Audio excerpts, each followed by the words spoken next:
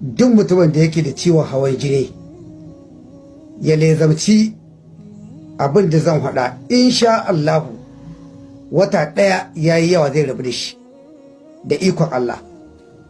Kuma ka je a gwada ka, amma gwaji, ingantaccen gwaji, ka san yadda take hawa, sannan kuma ka zo ka jarraba abin da zan faɗi ka gani.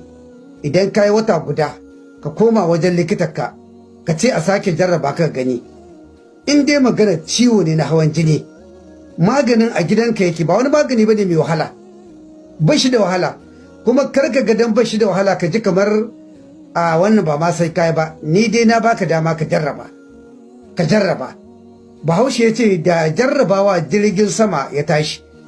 Maganin ba komai ba ne, miyar kuka, miyar kuka a daka ta sosai, a tankaɗe ta ta yi limus, da sahi ka ɗauki cokali guda ka haɗa shi da cokali guda na zuba, da rana ka ɗauki cokali guda ka haɗa shi da cokali guda na zuba, da marece ka ɗauki cokali guda ka haɗa shi da cokali guda na zuba.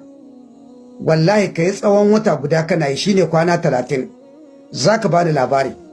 Kar ka ga na faɗi maganin iccen abin da yake gidanka kai ka ji kai wannan an yakwa. Ni dai na ce ka jarraba. In dai kana da wannan ciwo na hawan jini ka jarraba, ka jarraba. Insha Allahu kai da kanka za ka ba kanka labari. Allah taimake mu, Allah ba mu lafiya gaba ɗaya.